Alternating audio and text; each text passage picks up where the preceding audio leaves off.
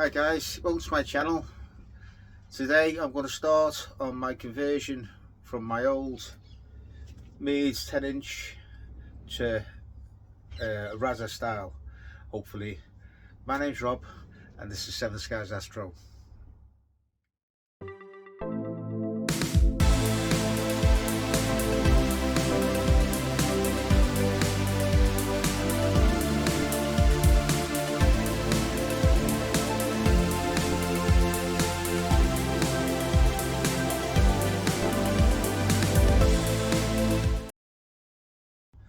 So the plan of action is to this Meade, let me take the top off. This Meade Smith Cassegrain telescope. Now I'm going to remove the meniscus corrector plate on it and take out the centre bit. Now what I'm going to take it out for is I need to get some measurements, see what measurements there is and the shape of it and everything like that. So I'm going to take it out and measure it with my calipers, digital calipers. I'm going to write it all down and I'll go onto some design software that I don't know how to use, so I'm going to have to learn as I go. So that's the plan of action. So give us a minute and I'll just take it off. Now we'll come up to the last one.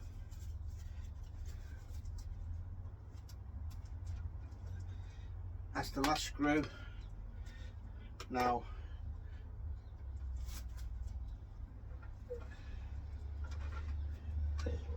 that's the retaining ring. Now if you actually look at that, you can see all that.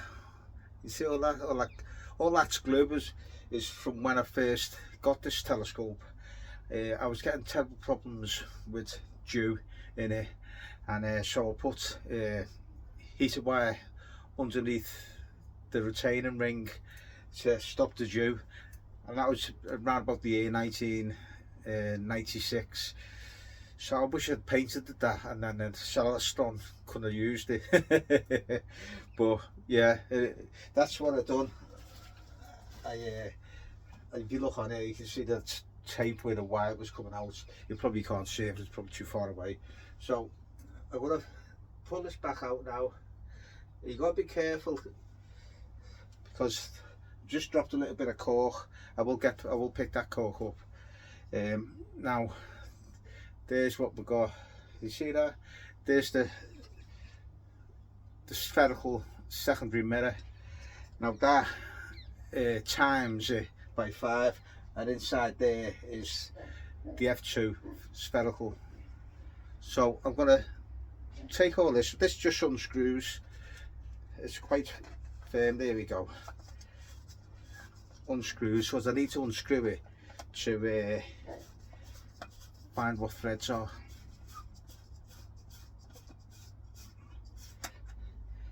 Now the plan of action, I want to reuse this, but this thing, let's take that off.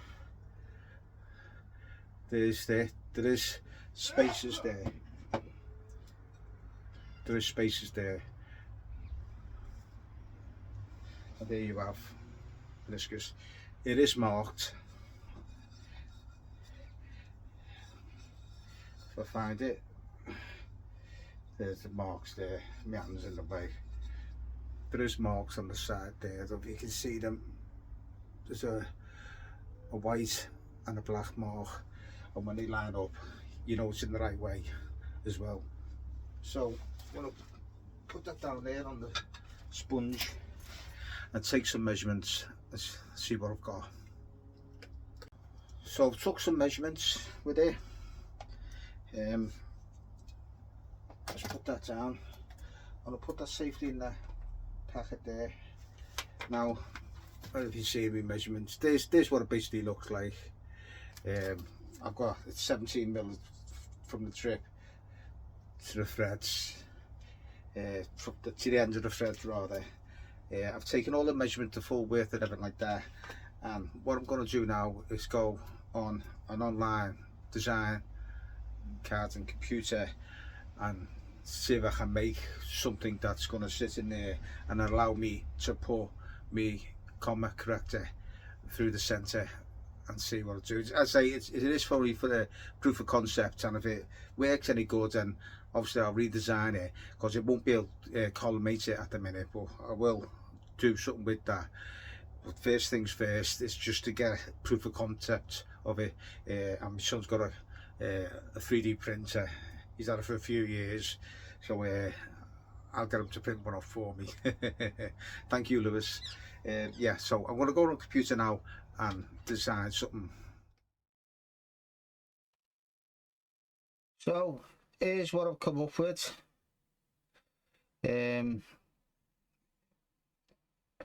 Basically, I've had to learn how to use C.A.D, computer aided design, and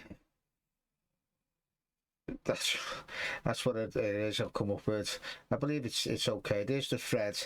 Now there's the thread what that cone is screwed to, and obviously there's an ischius plate, corrector plate hole will be there.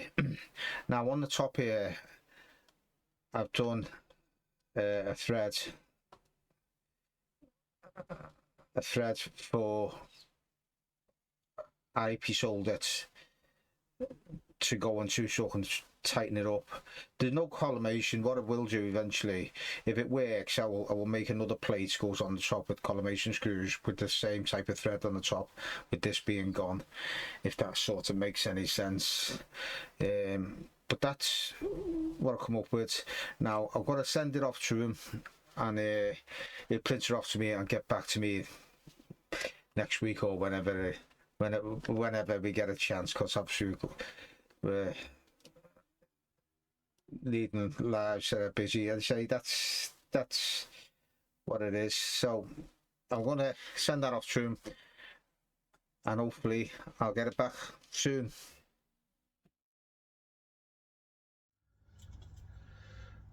Well, I finally got it back from my son. Thank you, Lewis. As you can see, that's what it's turned up like. Pretty much what I designed it as. Now I did make a big mistake on that design. On the top thread up here, I done 54mm with the 75mm pitch, and I should have done 56mm, so it was too small basically. But you see, I've got this cap here, so what I did was I put a holder, and that centralized it into the center, and then I've just put some hot glue on the threads and round the outside to hold it, and it's pretty much solid because it's going onto plastic anyway. It's solid, and that is orthogonal to it. It's right orthogonal.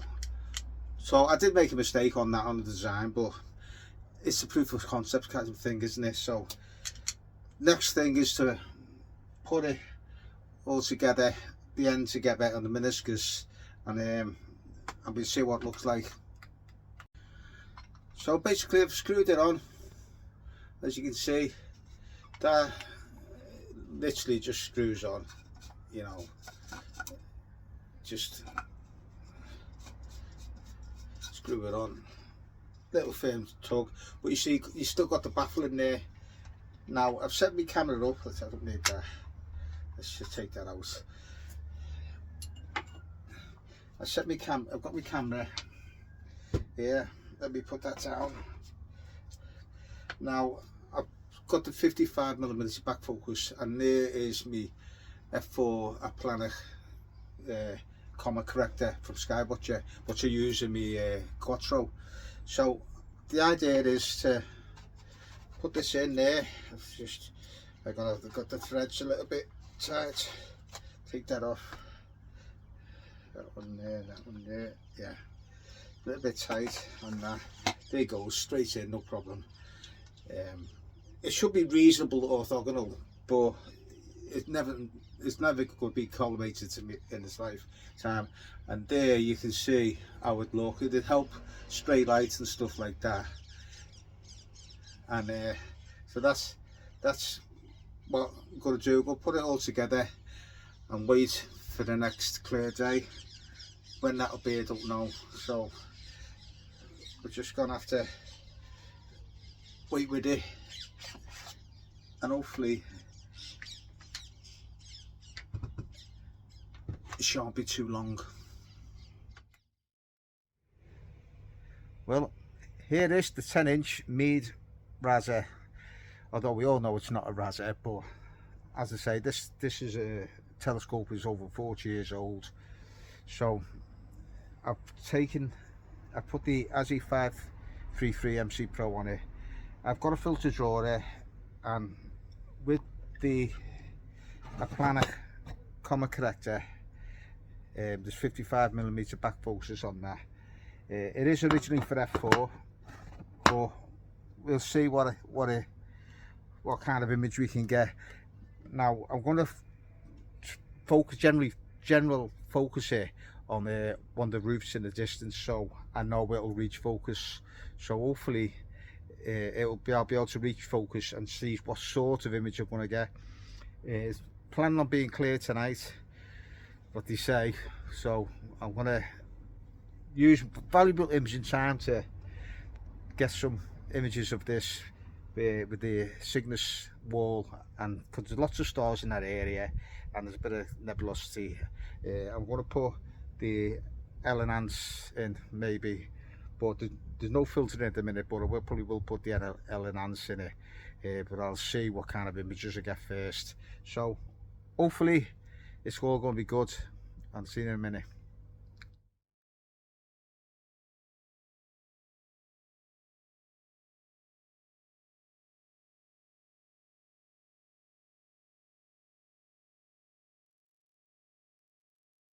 Well guys, I'm on the ASI here.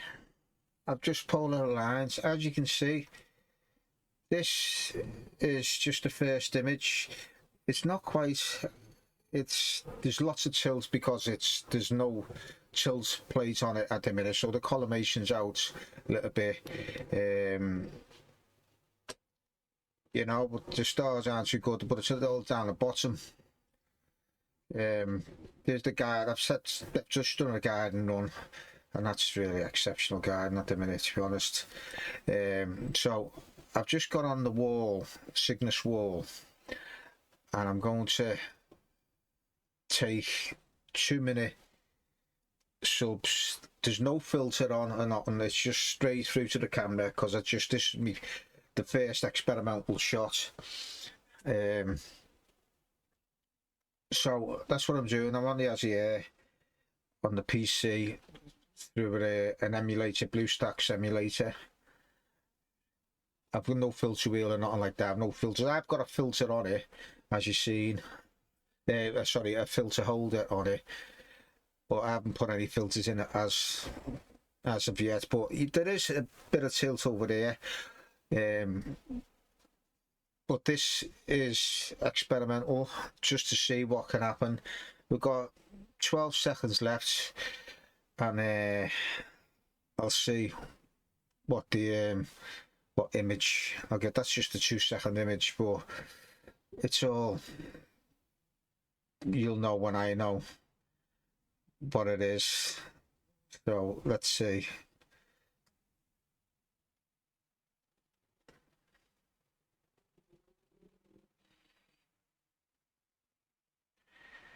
It's a little bit slow.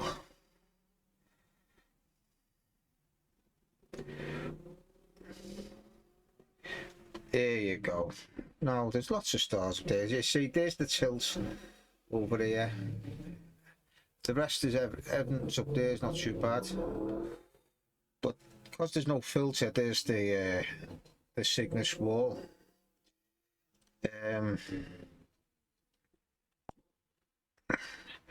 Let's see if I can get that a little bit.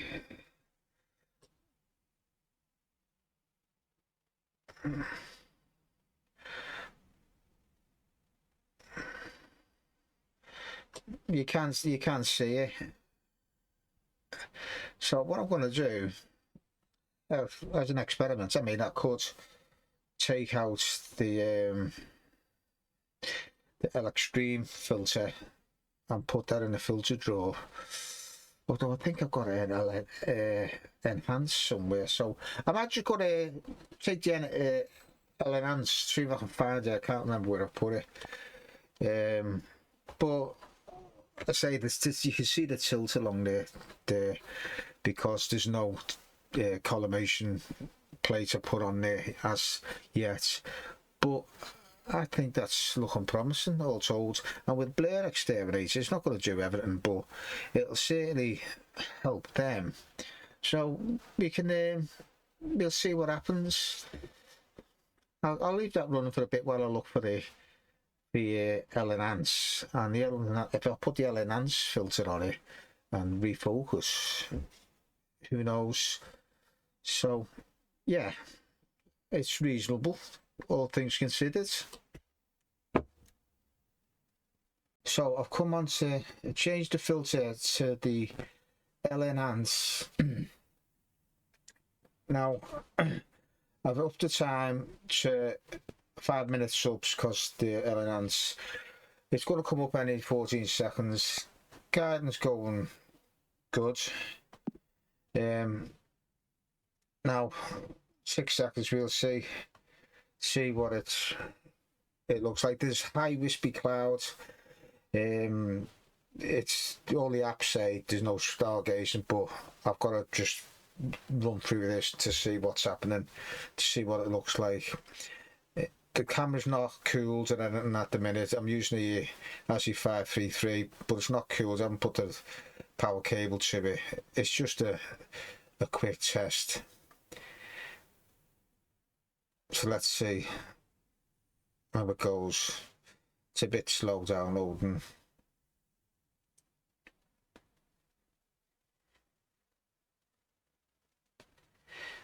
Now that's not too bad. I haven't got the spacing right on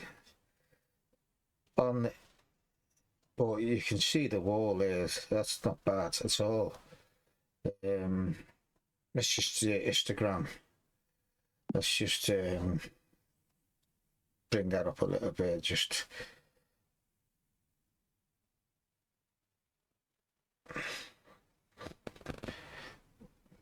and enhance it a little bit. Yeah, I think that's. But say with the clouds, the average 4,000 odd, so and the minimum is 4, so there's quite a lot of clouds. You can probably just make it out there. If you look closely, there's lots and lots of hot pixels, millions of them. But as I say, it's uncool. It's 21.5 degrees, saying cool 100%, but it's not on. So yeah, I think that's a fair result, to be honest. That F10 into there. So I want to try and get some subs. Obviously the spacing is not good, so I'll have to I'll see how it works out in post-processing and then see if I can get a decent result. If I can get 12, which is an hour, I'll be happy, and just to show what is possible. But it's touch and go because there is high cirrus clouds, and that's why it's all a little bit the way it looks. But I'm quite pleased with that. I'll have to take, I don't know, take flats reservoirs, so I'll have to try and do something with that. But I think that's not bad, so I'm quite pleased with that. Well guys, it's been 7 days pretty much since that last bit where I've just captured the images. I've had a little process and conclusions. Now overall I think it's probably has been a success and not a success. If you look at the stars, in the corners, they're like diamonds kind of thing, you know. But having said that, it hasn't been collimated, and until I've done that and sort out the tilt and stuff, the distance from a comma corrector, I think it probably needs to be increased, but I can't do that until I know the collimation is right in the centre and that, and I know it's not. So yes and no, it's not too bad. I'll leave you a final image at the end and you'll see what you make of it. A little over 3 hours ago overall, so it's not too bad. I've got to be reasonably pleased. It was proof of concept after all, so it can be done, but there's more tinkering to be done. Yeah, so maybe in the winter, as time gets on and I've got more time, I will have another go and put the tilt corrector on there, and hopefully it'll allow me to take more images and see what it is. But I think if a smaller sensor, because I was using a 533, if you're using maybe the 585, it's a smaller sensor, so you might help a little bit that way and you still get plenty of field of view. So who knows, we'll see, and I'll let you be the judge. Leave a comment if you will, and tell me what you think. If you go starless, it'd be fine, I think. But you know, that if it's for a starless astrograph, it'd be great.